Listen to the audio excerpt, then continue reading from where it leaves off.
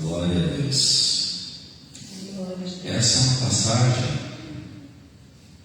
que causa espanto, porque nós vemos aqui dois profetas, um homem de Deus que veio de Judá para profetizar ao rei de Israel. O homem de Deus, levantado por Deus para profetizar a Jeroboão, que reinava em Israel. E nós vemos aqui uma crise entre profetas. No que diz respeito à falibilidade humana, aquilo que eu vivo pregando, dois seres humanos falhos, com natureza pecaminosa, sujeitos a errar. E nós vemos um profeta idoso, mentiroso, e um profeta, não sei se era jovem ou que estava na meia idade, desobediente. Mas tudo isso, a ação desses profetas, se deu pela culpa de outro rei, o rei Salomão. Que até o capítulo 10 de 1 Reis fez o que era bom aos olhos do Senhor, com toda a sua sabedoria. Gente, a rainha de Sabá, conforme está relatado em 1 Reis capítulo 10, ela viajou de 2 a 4 mil quilômetros para ouvir a sabedoria de Salomão. E uma viagem que não era de avião. Hoje, 2 a 4 mil quilômetros de avião vai em horas. Imaginemos nós essa distância percorrida a camelo, uma viagem confortável, talvez ela, a rainha, uma carruagem, só para ouvir a sabedoria de Salomão. E quando ela chegou lá, nossa, que homem! Quanta inteligência, quanto conhecimento, quanto entendimento. Benditos os ouvidos que te ouvem, ó Rei Salomão. Deus seja louvado por tua vida. E agraciou Salomão, presenteando-lhe de forma muito grata.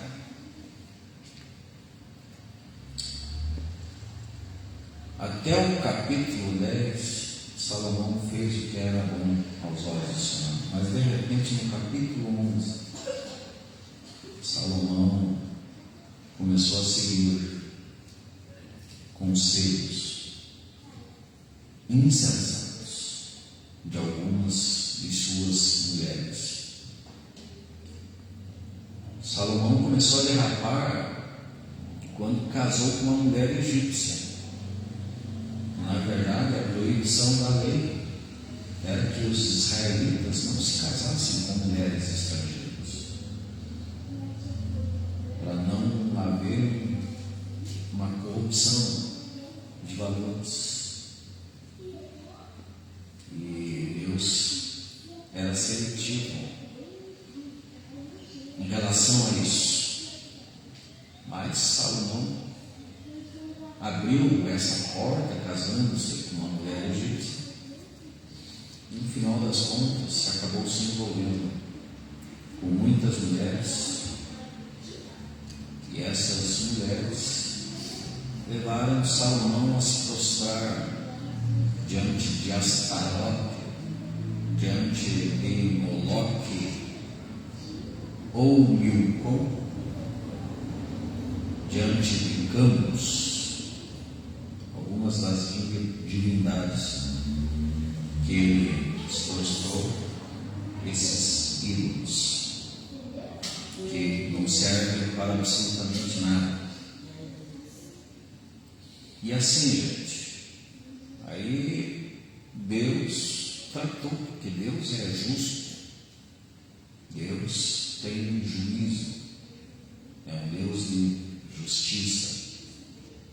E como Deus havia prometido que não faltaria sucessor ao trono de Davi, porque Davi em todo tempo fez o que era reto aos olhos do Senhor, com exceção no caso de Urias, certo? Tem um texto que diz exatamente sobre isso. Davi fez o que foi bom aos olhos do Senhor o tempo todo, com exceção. No caso de Urias, nem cita Batseba, mas cita o caso de Urias, certo? E aí, Deus havia prometido a Davi que não faltaria sucessor a ele. Porém, entretanto, Salomão, que a primeira instância começou muito bem a sua administração, depois, pelo fato de se prostrar diante de ídolos, desagradou sobremaneira o coração de Deus, e houve uma divisão entre as tribos de Israel, entre as tribos. E através disso, desses atos de desobediência de Salomão, o Senhor levantou inimigos contra ele. Inimigos. Assim, gente, nós somos homens, nós somos seres humanos falíveis. E eu acho curioso que o homem mais manso da terra um dia se irou e comprometeu a sua entrada na terra prometida, Moisés. Então, mesmo o homem mais manso da terra está sujeito a irar-se e pecar. Paulo falou assim: irai-vos e não pequeis. Mas Moisés irou-se e pecou. Bateu na rocha 2 vezes. Deus proibiu ele entrar na terra prometida. Salomão foi o homem mais sábio, mas o homem mais sábio teve uma atitude insensata, uma atitude tola, uma atitude nessa, e desagradou o coração de Deus, fazendo altares a ídolos, tendo atitude insensata diante de Deus. Então ninguém está livre de errar, ninguém é infalível, incorruptível, todo mundo está sujeito a errar. Mas Deus levantou inimigos contra Salomão. Está lá em 1 Reis, capítulo 11. Levantou Radar, o Edomita. Levantou Rezon também. E um deles, Jeroboão. Jeroboão primeiro. Tem 2 Jeroboãos. Esse aqui, do texto de 1 Reis 3, e depois um outro. Mas esse Jeroboão aqui, ele era empregado de Salomão antes de virar inimigo dele. Ele foi levantado para cuidar dos homens das tribos de Efraim e Manassés. Ou seja, em um certo tempo ele foi útil a Salomão. Só que pelo fato da desobediência de Salomão,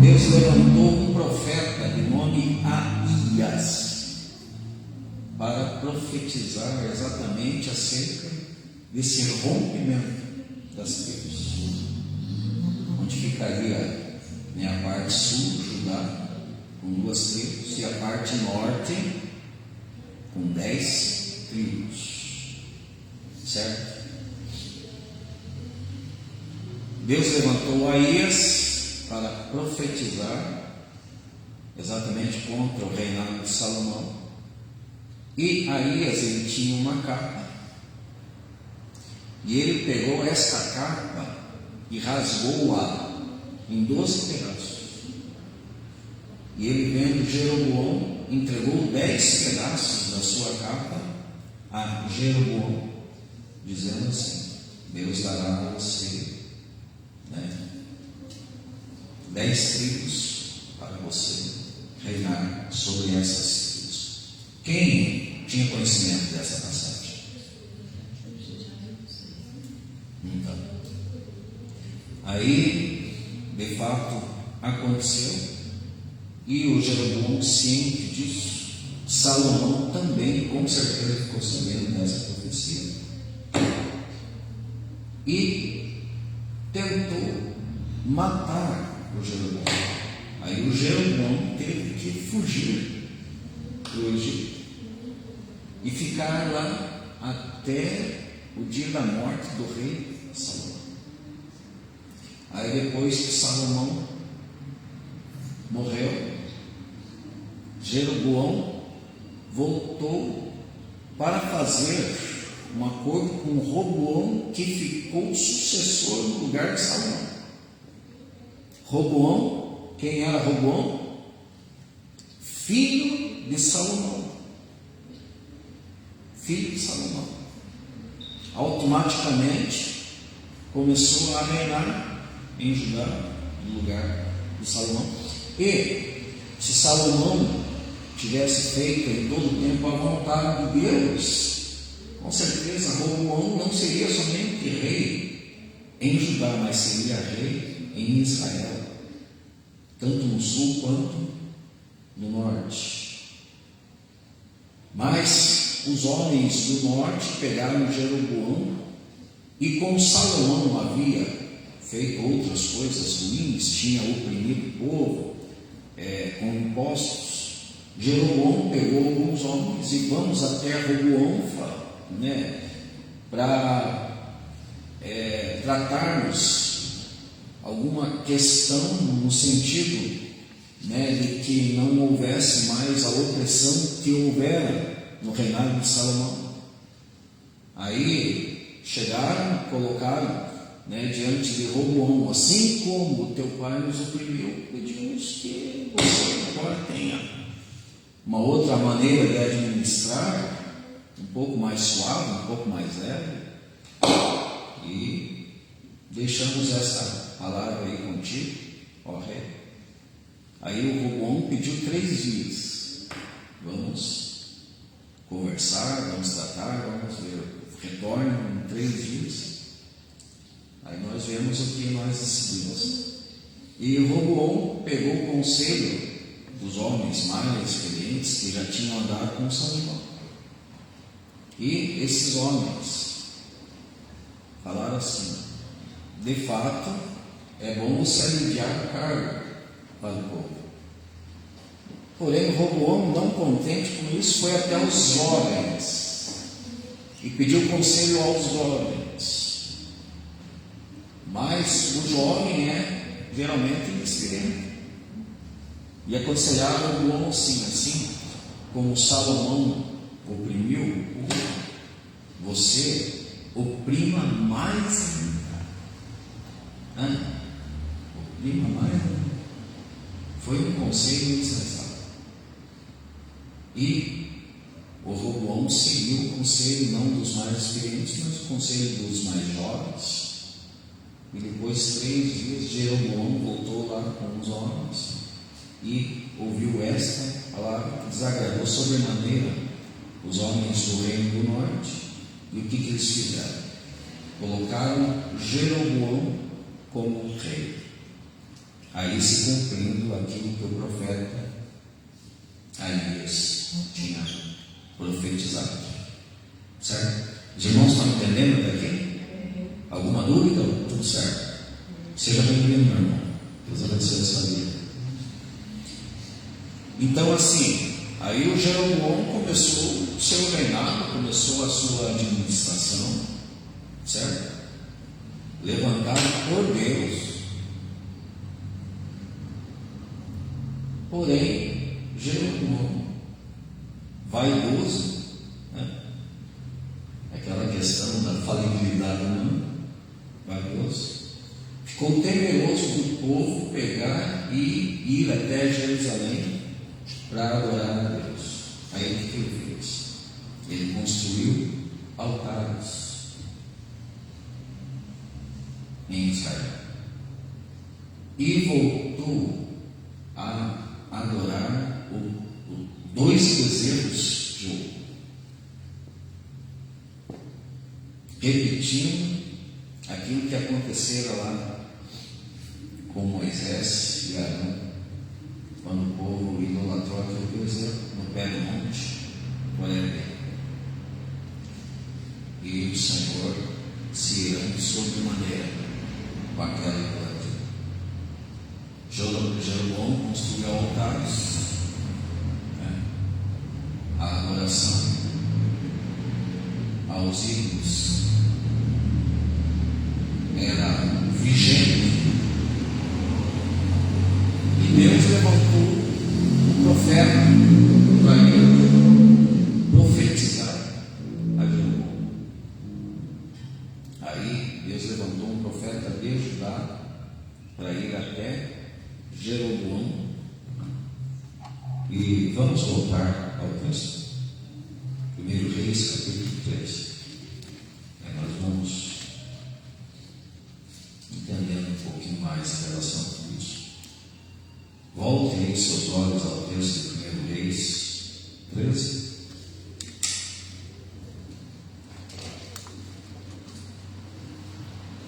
Por ordem do Senhor, um homem de Deus vindo de Judá foi até Betel, certo?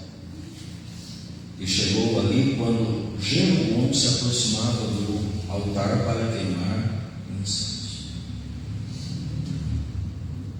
Não era queimar incenso ao Deus de Israel, não era oferecer alguma coisa para Deus de Israel, era para oferecer aos bezerros.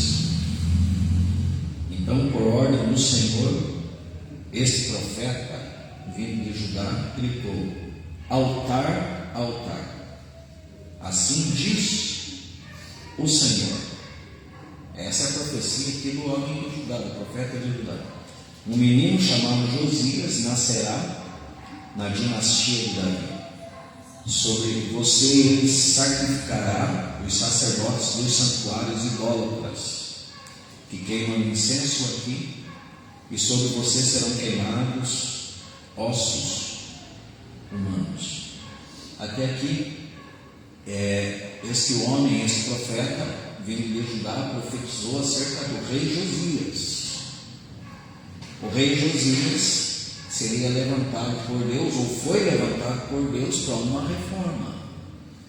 E Josias foi um dos reis que fez o que era reto aos olhos do Senhor, e ele começou a reinar 300 anos depois desta profecia do profeta de Judá. E assim, gente, versículo 3. Naquele mesmo dia o homem de Deus deu um sinal, disse ele. O Senhor anunciou este sinal: o altar se rachará e suas cinzas se derramarão pelo chão. E, gente, conforme a palavra profética, isso aconteceu. O altar de idolatria se rachou, as cinzas se derramaram. E quando o rei Jeroboão ouviu o homem de Deus falar contra o altar em Betel, apontou para o homem e ordenou: prendam-no.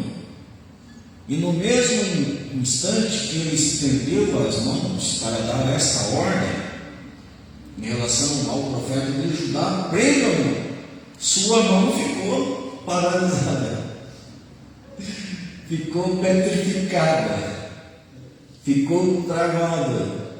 E ele tentou recolher a mão, seu cérebro dando ordem para recolher a mão, mas ele... O que está acontecendo? Que coisa sinistra, estranha. E nada.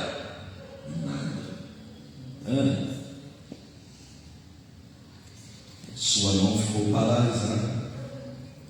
E ele não conseguia fazê-la voltar à posição normal.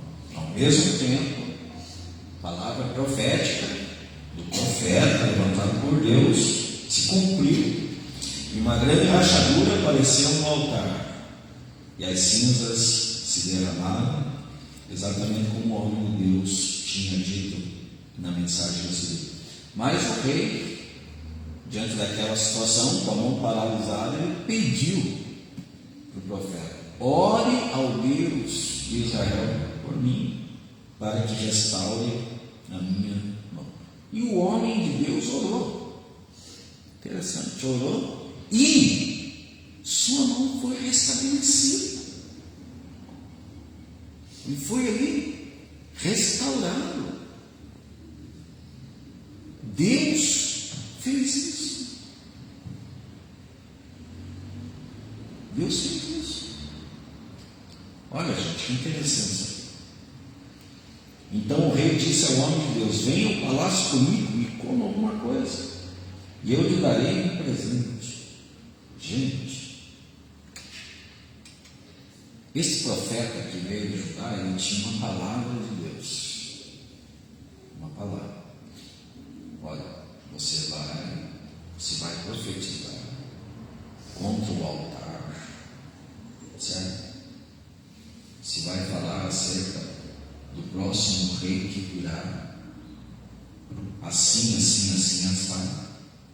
Vai profetizar conforme a minha vontade, e depois você vai retornar por outro caminho. Não vai retornar pelo mesmo caminho. Essa é a palavra de Deus a ele. E, gente, Deus tem uma palavra só.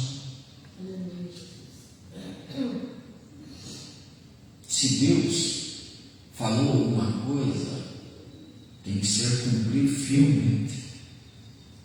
Nós vemos aqui, no caso de Saul, os amalequitas. Deus tinha dado uma palavra muito simples a Saul. Os amalequitas precisam ser mortos. E você vai, não perdoa nada, nem beber de cola. Perdoa. Mata os animais, mata o rei. E o rei Saul, gente, ele interpretou, não sei como, mas resolveu fazer tudo do jeito dele. Poupou a vida do rei Agag, salvou lá um gado, pensando em sacrificar para Deus. Não, Deus é digno. Um gado bonito desse, por que matarmos, sendo que nós podemos oferecer no altar? Era essa a palavra que Deus tinha dado a Saul? Não. Aí quando Samuel chegou, que barulho é esse? De bois no chão. Não, é que eu vi um gado bonito, pensei em oferecer ao Senhor. Mas Deus se agrada também com sacrifícios, quanto em que se obedeça a sua palavra. Porque obedecer é melhor que sacrificar. Essa foi a palavra de Samuel a Saul. E a partir daquele momento, Deus se desapontou sobre a maneira como Saul teve que cair por terra. Deus tinha dado uma palavra a esse profeta, que nem dizia meu pai, tintim por tintim. Vai agir assim. E pronto. E de fato, gente, a primeira instância ele tinha uma direção, mas depois sofreu com uma crise de ambiguidade. Eu quero recomendar a vocês aqui assistir uma pregação do Caio Fábio, do pastor Caio Fábio. É uma pregação das antigas, não sei se anos 90, por aí. Eu sempre falo que vou mandar as pregações nos grupos e nunca mando. Mas eu vou compartilhar lá no grupo da Terceira Igreja. E é uma palavra que vale a pena ser ouvida. Ele prega exatamente nesse texto aqui. E ele trata a crise de ambiguidade. O título da palavra dele é Crise de Ambiguidade, onde ele aborda a ambiguidade dos dois profetas que estão nesse cenário. O que é ambiguidade? É uma falta de senso, uma indecisão, uma falta de ideia fixa. Ou seja, a pessoa, ao mesmo tempo que ela está firme, convicta numa posição, de repente ela muda do nada. E que Deus nos livre disso.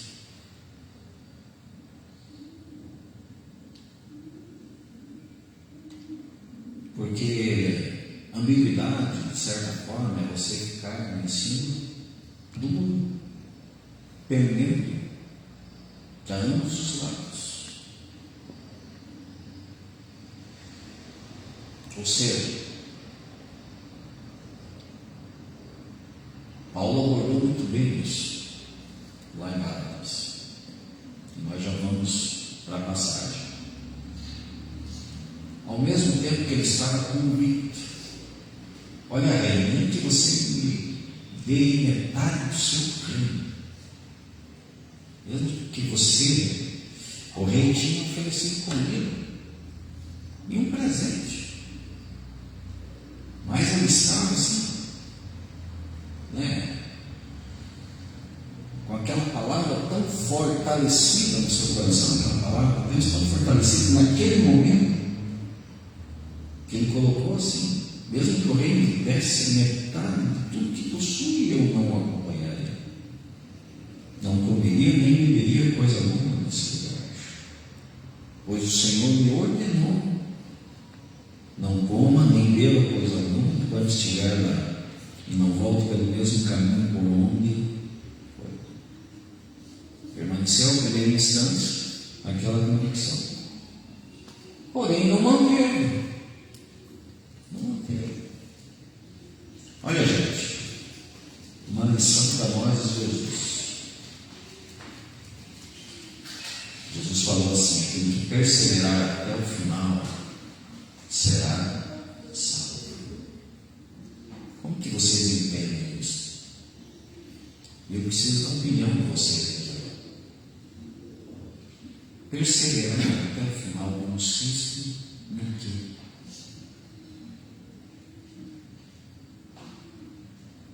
Como que vocês entendem essa questão de perseverar até o final? Não fazer nada errado, assim.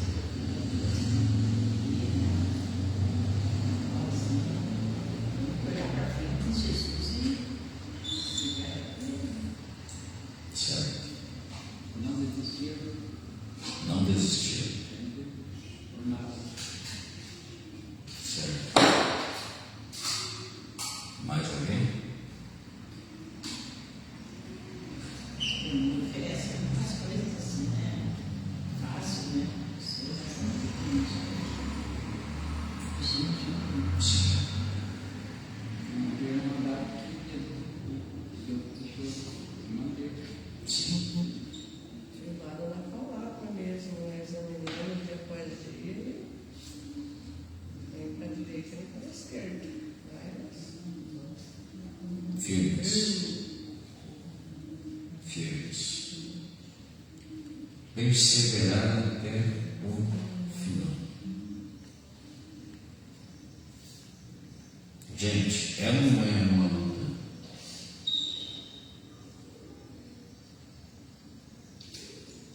É fácil? É fácil se manter fiel o tempo todo?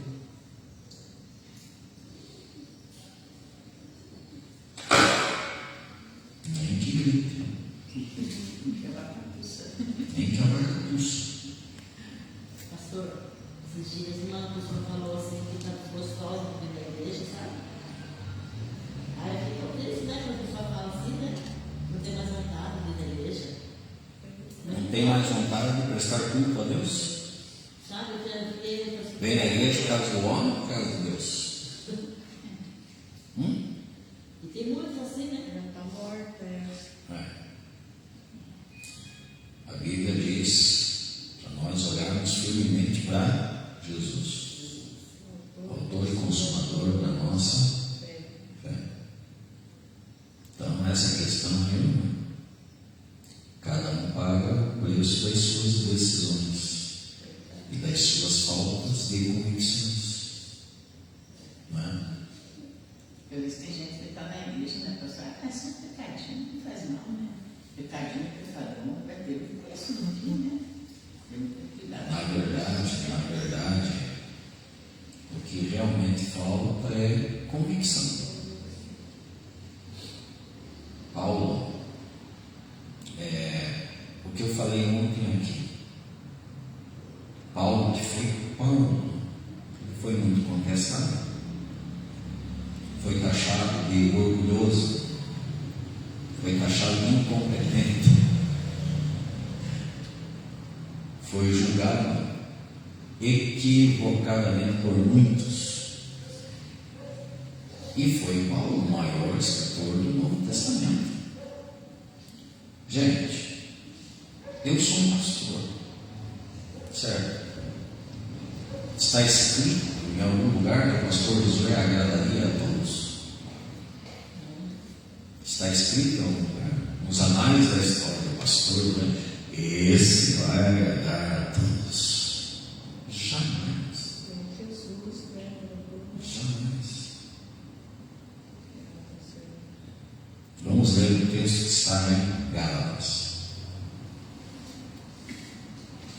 E foi bom a irmã ter colocado essa questão aí, irmã José, porque é exatamente sobre isso que eu vou tratar hoje à noite. Então nós entramos aqui num ponto nevrálgico da coisa. Gálatas, o primeiro capítulo, que trata exatamente, curiosamente, disso que nós estamos falando nesta manhã. Gálatas 1, 10.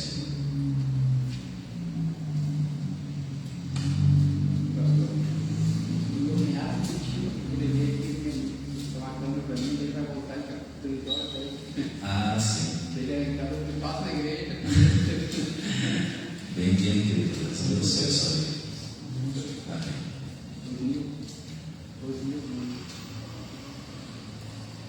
Gálatas 1, 10. Olha a palavra Paulo aqui, gente. Acaso estou tentando conquistar a aprovação das pessoas? Ou será que procuro a aprovação de Deus? Se meu objetivo fosse agradar as pessoas, não seria servo de Cristo.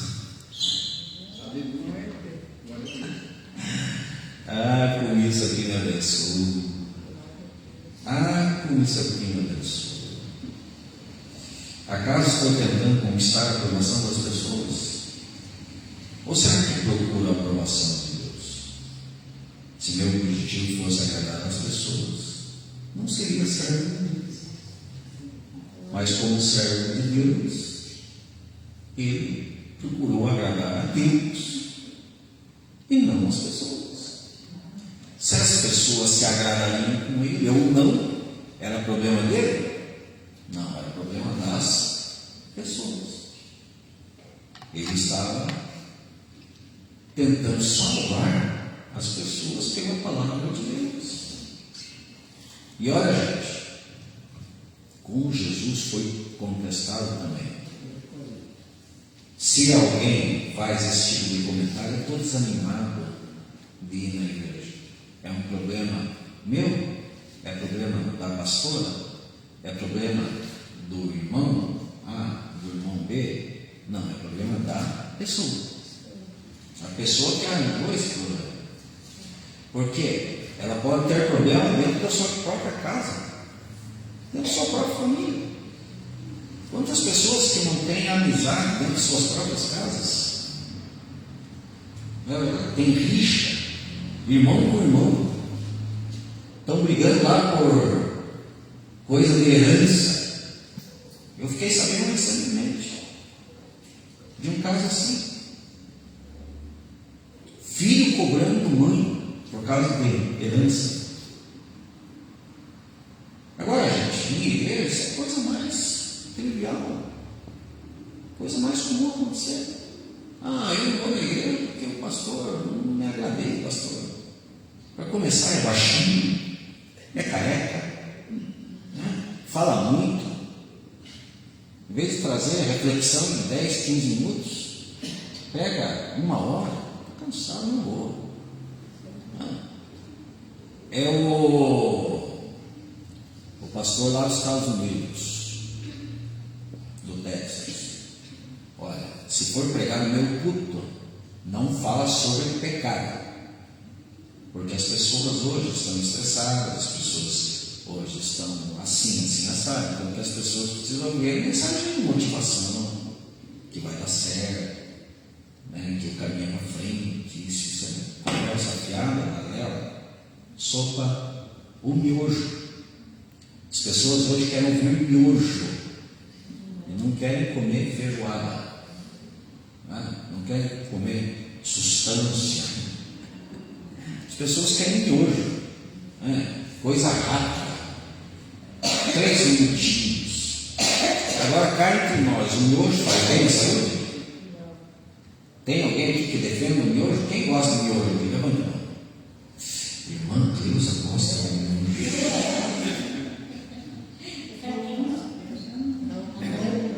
Prático. Só joga na aguinha, ferventinho, 3 minutinhos. Só não gosta daquele molho que mexe. Gente, como nós somos levados por certas coisas, não é verdade? Nós almoçamos ontem com os pastores e tinha alguns pastores que já estavam indo embora. Aí alguém falou: ei, eu vou embora ainda, tem sobremesa. O que era a sobremesa? Sorvete. Que mistério. Ninguém gosta de sorvete. É difícil alguém que gosta de sorvete, não é verdade? É muito raro. O irmão, como que é o nome do irmão? Quem? Rosnil. Gosta de sorvete? Nossa. Olha, é difícil achar alguém que gosta de sorvete. Gosta, irmão? Gosta? Vocês estão vendo que o povo não gosta de sorvete? Eu curto uma sorvete no calor, né? Meu Deus! Aí, gente, eu estava ouvindo uma palavra do oncologista da Ana Maria Braga, porque a Ana Maria Braga teve câncer, vocês sabem disso, né? Aí o oncologista dela, que trata exatamente de câncer, né, ele estava falando assim: se você quer viver bem, é fácil, é só você seguir a dieta de Deus. É você comer o que Deus criou, não o que o homem criou. Deus mandou sorvete para o povo no deserto. Ao invés de maná, sorvete. Deserto, né? Imaginemos nós um napolitano lá no deserto, né? Um sorvetinho de leite condensado, um sorvetinho de coco lá no deserto. Meu Deus do céu, como seria bom aquele calorão, né, irmão? Do deserto, um sorvete. Mas Deus não dava maná. Aí o oncologista estava falando: quer viver bem, quer diminuir o risco de câncer, corta o açúcar. Mas que dificuldade nós cortarmos o açúcar, queridos? Não é verdade? Que dificuldade. Eu vejo por mim. A minha guerra pessoal. Tem sorvete, sobremesa. Eu pensei, será que eu vou vencer? Não venci. Fui vencido. Mas o oncologista estava falando, em certo momento, a Ana Maria Braga falou, mas doutor, o sorvete é tão gostoso. E ele falou, veneno gostoso. Veneno gostoso. Cada um faz sua opção. Agora, tudo é relativo nesta vida, né, gente? Tudo é relativo. Porque os homens relativizaram tudo. Existe uma verdade absoluta, existe uma verdade relativa. Por exemplo, com todo respeito à irmã Ana Luísa, eu acho que é a irmã mais experiente que está conosco nesta manhã. A irmã tem 80 já, né? Não dá para dizer, mas já tem 80 ou 79. Já vai fazer 81. E a irmã está bem vacinada. E gosta de sorvete. Não é verdade? E gosta. Não, mas olha, pastor, a irmã Ana, né? 80 anos e gosta de sorvete. Por que eu não posso também usar o sorvete? Gente, ela é.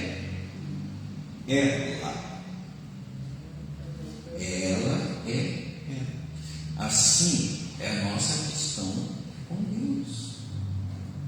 Assim é a nossa questão com Deus, no que diz respeito às coisas espirituais. Gente, o que nós precisamos fazer é nos preocuparmos conosco mesmo e termos uma direção. E nós temos uma direção. Nós temos uma direção. E queridos, cada um vai criando seus próprios problemas. Cada um vai criando seus próprios problemas. Se nós estamos numa igreja, se nós estamos numa comunidade, a preocupação tem que ser cada um fazer a sua parte. E não ficar, olhando para terceiros e a partir disso formando as suas condutas. Não, eu não vou na igreja. Está uma pessoa que está lá no suporte. Gente, eu pastoreava em outra igreja.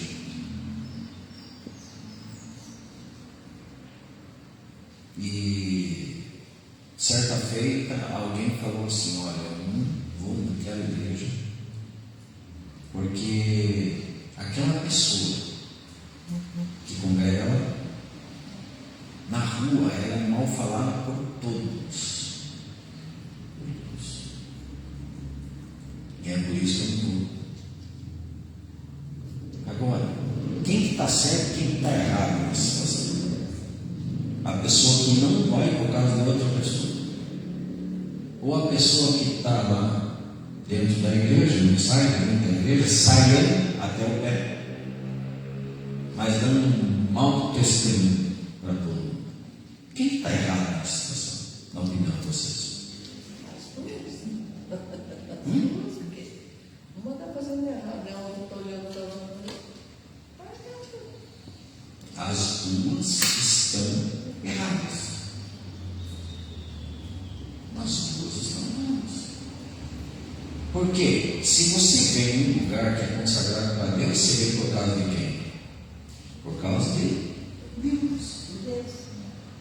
Você vem por causa de Deus e você procura fazer a tua parte. Olha, aqueles louvores estavam muito ruins. Aí eu não cantei, não adorei. Enquanto que o outro lá está quase sendo arrebatado.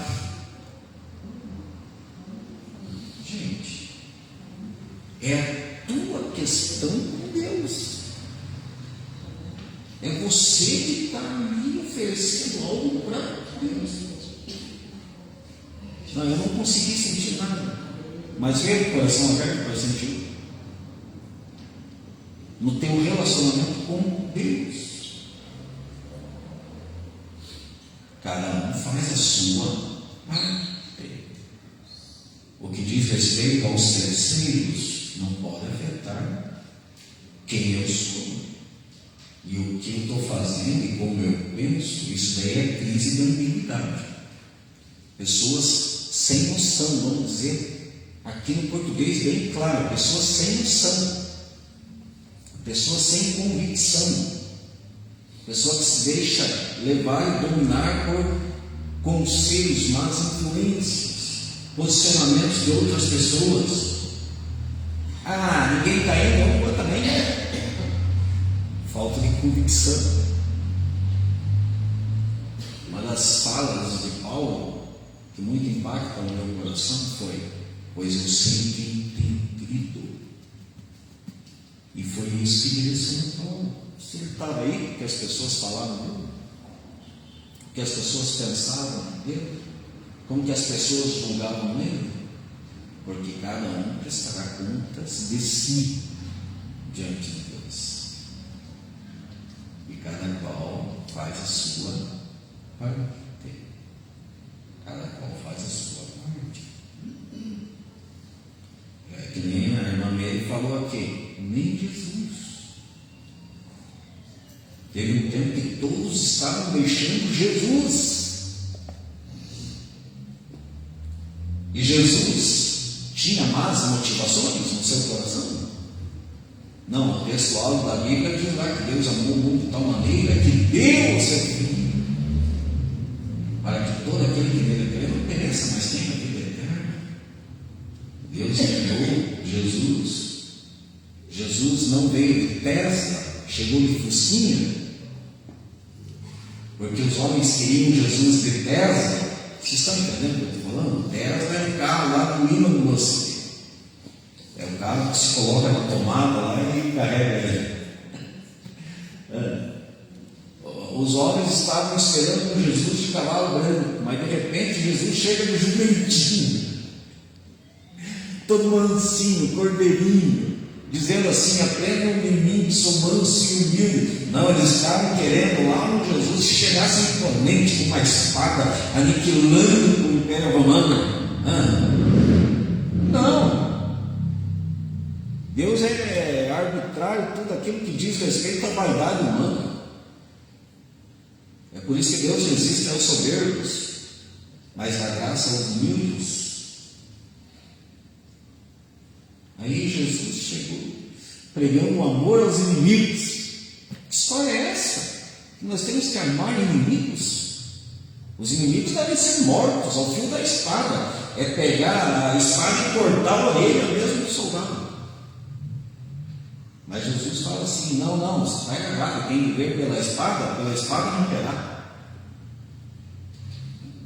Jesus chegou contradizendo tudo aquilo que dizia a respeito à vaidade humana. Chegou de jumentinho, pregando amor, dizendo assim: aprendam em mim que sou manso e humilde, e assim vocês encontrarão descanso para as vossas almas. Gente, aí desagradou a Deus, aí desagradou a Deus, e os discípulos foram abandonando, até que chegou no patamar onde Jesus falou: vocês também querem ir? Vocês também querem me deixar? Para onde iremos nós, se somente tu tens palavras de entender? Então, gente, Jesus ele tinha a motivação de salvar os homens, mas muitos não entenderam assim. E hoje em dia muitos não entendem isso. Jesus não tem a predominância no mundo. Nem todos são cristãos. Alguns estão lá com Buda, outros estão lá com Confúcio, outros estão ateus, porque os homens relativizar, na verdade. Jesus falou a Pilatos assim, né?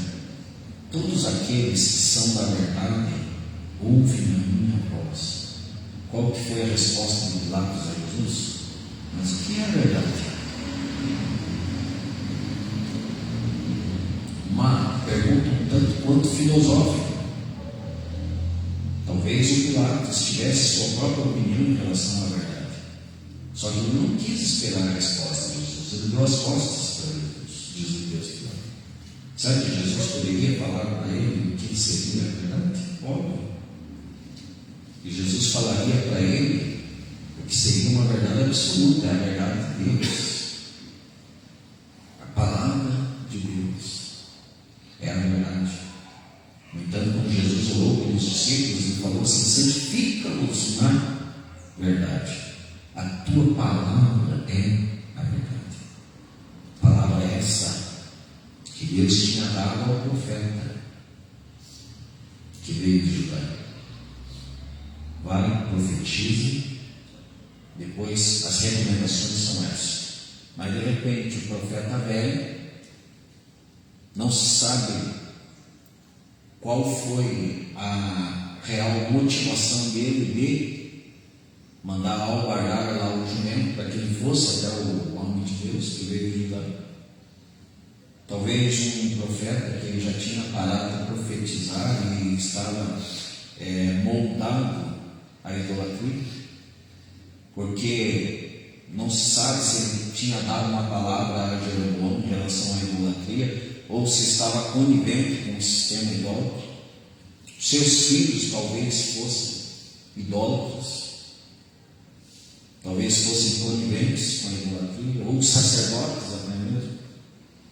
E os seus filhos vieram até ele e falaram o seguinte: olha, aconteceu que aquele homem de Judá veio, profetizou, e a coisa realmente aconteceu, né? E o homem lá profetizou altar, e na mesma hora o rei Jeroboão mandou prender, só que a mão ficou lá petrificada, paralisada, mas o rei pediu para que o homem orasse a Deus, e Deus retornou, e contaram toda essa história para o profeta mais velho. E o profeta mais velho: vamos lá conversar com esse profeta.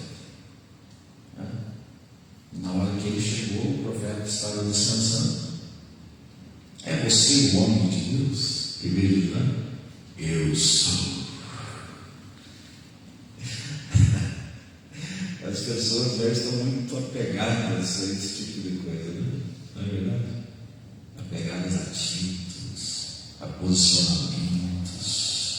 É você, o homem de Deus. Eu mesmo. I am. Eu sou. Gente, voltemos ao texto. Eu já estou partindo no final. De 1 Reis 13.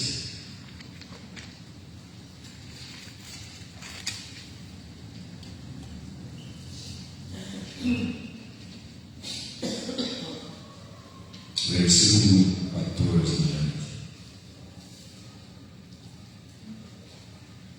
1 Reis 13, 14 em diante, diz assim: foi atrás do homem de Deus e o encontrou sentado debaixo de uma grande árvore.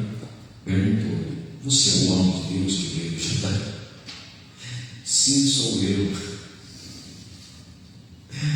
Poderia ter dado outra resposta, né? Tu dizes.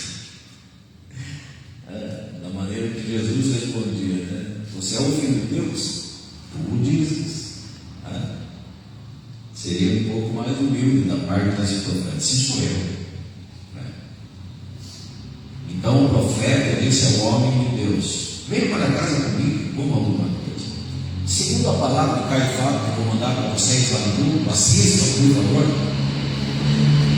Ele já foi um pouco mais oscilante aqui na resposta, faltando ideia fixa. A pessoa não sabe o que é da vida, não sabe se obedece a Deus ou obedece a sua própria vontade. A primeira instância lá com Jeroboão: nem que você me desse metade do teu reino, eu não voltaria para a sua casa, não receberia absolutamente nada. Mas aqui já estava titubeando. Pessoas sem ideia fixa, é o que mais tem, infelizmente, hoje. Porque a pessoa que está ali posicionada, ela é perseverante, ela vai até o final. Ou é, ou não é. Ela tem princípios e valores. E pode acontecer da pessoa errar, transgredir de alguma maneira, que ninguém é perfeito, é aquilo que eu falei. Se o Moisés, sendo o homem mais manso da terra, errou-se, se o Salomão, sendo o homem mais sábio, foi insensato, quem está livre de errar? Tem algum santo aqui nesta manhã no nosso meio que está livre de errar? Não tem. Não tem. Todos nós estamos sujeitos. Mas é por isso que nós precisamos ser cuidadosos. É por isso que Jesus falou: vigiai e orai para que não entreis em tentação. Porque na verdade o espírito está pronto, mas a carne é fraca. E nós devemos cuidar uns dos outros? Não, vamos cuidar do nosso próprio nariz. Eu preciso cuidar de mim mesmo. Eu estou naquela convicção de que tenho que agradar a Deus. Agora, se eu vou agradar os homens ou desagradar os homens, é questão do posicionamento também em relação a mim. Não é problema meu. O problema meu é agradar a Deus. O problema meu é agradar a Deus. Mas aqui ele já estava meio que ambíguo na questão e na resposta. Não posso ir com você, respondeu ele. Não tenho permissão para comer nem beber coisa alguma nesse lugar, pois o Senhor me ordenou: não coma nem beba coisa alguma enquanto estiver lá, e não volte pelo mesmo caminho por onde foi. Olha, gente, que terrível essa palavra aqui do profeta Amé. O profeta idoso, porém, respondeu: também sou profeta como você. Aquilo que Paulo abordou lá em Gálatas, daí nós vamos voltar no texto de Gálatas. E o anjo me deu esta ordem da parte do Senhor: traga-o para casa com você, para que ele coma pão e beba água. No entanto, estavam mentindo. Eles voltaram juntos, e o homem de Deus comeu e bebeu na casa do profeta. Foi por isso, volte os seus olhos lá para Gálatas, capítulo 1.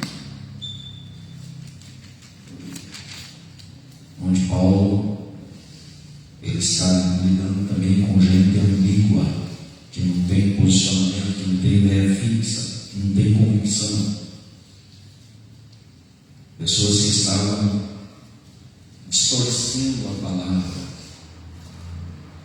pregando algo que Jesus não tinha pregado, a circuncisão àqueles gentios que estavam ingressando na igreja naquele momento, que não era necessário. Aí Paulo, ele dá uma palavra assim, repreendendo exatamente a ambiguidade daquelas pessoas. Acompanhe comigo, capítulo 1, versículo 6 em diante. Gálatas 1:6. Admiro-me que vocês estejam se afastando tão depressa daquilo que os chamou para si por meio da graça de Cristo. Vocês estão seguindo um caminho diferente, que se faz passar pelas boas novas, mas que não são boas novas de maneira nenhuma. Por isso que a gente não pode ir acreditando em tudo aquilo que as pessoas estão falando ou estão pregando por aí, sabe? Porque tem uma palavra de Deus nos nossos corações, e essa é a palavra que tem que ser obedecida.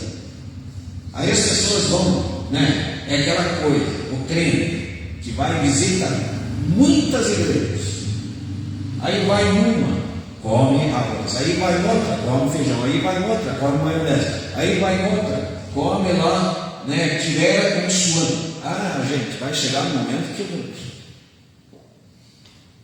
não é verdade? Fica lá, não tem firmeza, não tem convicção.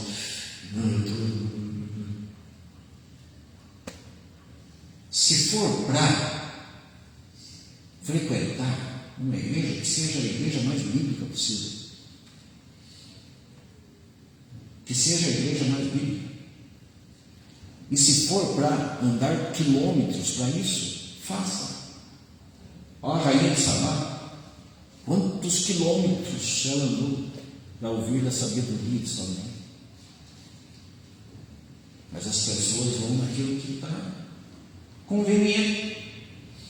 O apóstolo Paulo falou nos últimos dias: os homens Vamos prestar os seus ouvidos somente àquilo que soa bem, não aquilo que verdadeiramente tem que soar, para manter a pessoa convicta e coerente diante de Deus. E Paulo está repreendendo isso aqui, de mim que vocês estejam se afastando tão depressa daquilo que os chamou para se valer da graça de Cristo. Vocês estão seguindo um caminho diferente, que se faz passar pelas boas novas, mas que não são boas novas de maneira nenhuma. Estão sendo perturbados por aqueles que distorcem deliberadamente as boas novas de Cristo. E Paulo lança uma maldição por gente. Olha que forte isso. Que seja amaldiçoado qualquer um que, incluindo nós, ou mesmo um anjo no céu, que anunciar boas novas diferentes das que nós lhes anunciamos. Repito o que disse antes: se alguém anunciar boas novas diferentes das que vocês receberam, que sejam amaldiçoados. Acaso estou tentando conquistar a aprovação das pessoas? Ou será que procuro a aprovação de Deus? Se meu objetivo fosse agradar as pessoas, não seria servo de Cristo. Então, gente, aquele homem lá que veio me ajudar finalizando essa palavra, né, ele tinha, na primeira instante, uma palavra de Deus, mas depois o profeta velho, não se sabe com qual motivação, não, é que o anjo me disse da parte de Deus que você deve voltar e comer e beber comigo, porque agora você já fez a vontade de Deus, está tudo certo, pode ficar tranquilo. Agora é o momento de você receber o que você merece. Foi, quebrou a cara. E na hora que estava comendo, aí veio, de maneira interessante, Deus usou esse profeta velho, assim diz, porque você foi desobediente, está selado por Deus. Colocou aquele profeta de ajudar em cima do jumento, mandou o jumento, mandou o profeta embora em cima do jumento e encontrou lá um leão. Interessante que o leão só matou o profeta e ficou lá uma situação trágica como o homem morto, o leão e o jumento. E o leão nem comeu o cadáver do profeta e nem atacou o jumento. E o jumento também não fugiu do leão. Vocês vejam que coisa estranha, que coisa triste. Por causa da desobediência de alguém que não manteve o seu posicionamento, sua benefício, não seguiu a palavra de Deus. Então, são lições preciosas para o nosso nível espiritual. Nós temos uma palavra, né? Se alguém aparecer aí, se algum paroleiro aparecer por aí pegando outra coisa estranha, querendo desvirtuar a palavra ou tirar nós do nosso posicionamento, nem que seja um anjo, está amaldiçoado no nome de Jesus Cristo. Está em nome de Jesus. Amém, gente? Glória a Deus, agradeço a atenção de vocês nesta manhã, que Deus os abençoe, que Deus sempre nos